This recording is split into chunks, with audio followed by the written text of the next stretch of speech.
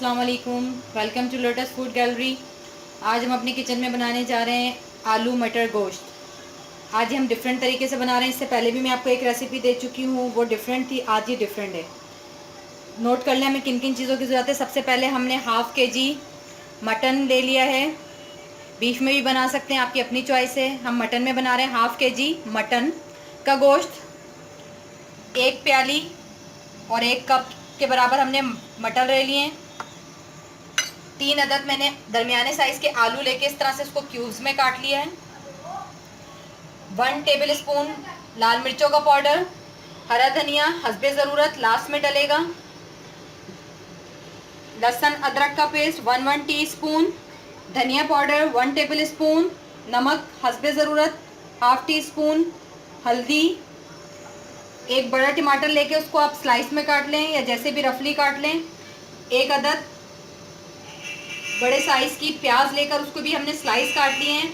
अगर मीडियम छोटी प्याज हो तो 2 ले लीजिएगा और अगर बड़ी साइज़ की प्याज है तो 1 ले लीजिएगा। ऑयल हस्बे ज़रूरत और half cup. Garam masala powder half teaspoon. Last में हम जब हमारी डिश तैयार हो जाएगी तो उस पर से डालने के लिए हमें हाफ टी स्पून गरम मसाला चाहिए होगा। ये तमाम चीज़ें आज हमें चाहिए अपनी डिश के लिए। सबसे पहले आपने करना ये है, एक पैन ले लेंगे, उसमें आपने 1 लीटर के करीब पानी ऐड कर देना है। ये गोश्त ऐड कर देंगे अपना, प्याज ऐड कर देंगे, अनियंस, टमाटर, धनिया पाउडर, हल्दी पाउडर, लहसुन अदरक का पेस्ट, नमक हस्बे ज़रूरत, लाल मिर्च का पाउडर। अब आपने इसको इतना पकाना है कि आपका गोश्त गल जाए और पानी खुश्क हो जाए। मैं इसको कुकर में बना रही हूँ। कुकर में ये 15 मिनट में गल जाएगा, क्योंकि मटन का गोश्त जल्दी गल जाता है। अगर बीफ होगा तो तकरीबन इसको 20 मिनट लगेंगे, 20 से 25 मिनट लग जाएंगे कुकर में। पानी और अपने अंदाजे के हिसाब से आप रख के गोश्त अपना गला लें इन तमाम चीज़ों के साथ। आप ये देख सकते हैं गोश्त हमारा गल गया है। तकरीबन इसमें 1 कप के बराबर पानी बाकी है। अब हम इसके अंदर हाफ कप अपना ऑयल ऐड कर देंगे,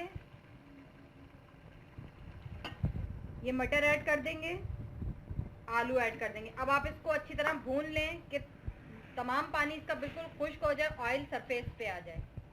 अब आपको इसको इतना भूनना है।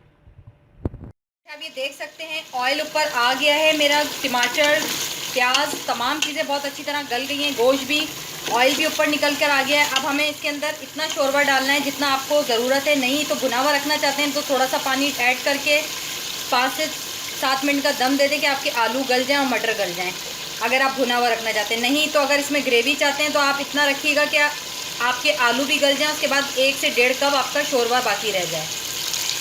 अब हम इसको 10 मिनट के लिए दम पे छोड़ देंगे। अच्छा, आप ये देख सकते हैं इसको हमने 10 मिनट दम पे रख दिया था। 10 मिनट दम पे रखने से हमारे आलू बिल्कुल अच्छी तरह, मटर, दोनों चीज़ें गल गए। अब हम इसके ऊपर इसका चूल्हा बंद करके हरा धनिया और गरम मसाला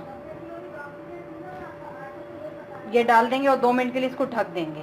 उम्मीद करती हूँ आज की रेसिपी आप लोगों को अच्छी लगी होगी। रेसिपी अच्छी लगी तो लाइक करें, शेयर करें और मेरे चैनल को सब्सक्राइब करें। दुआओं में याद रखें। खुदा हाफिज़।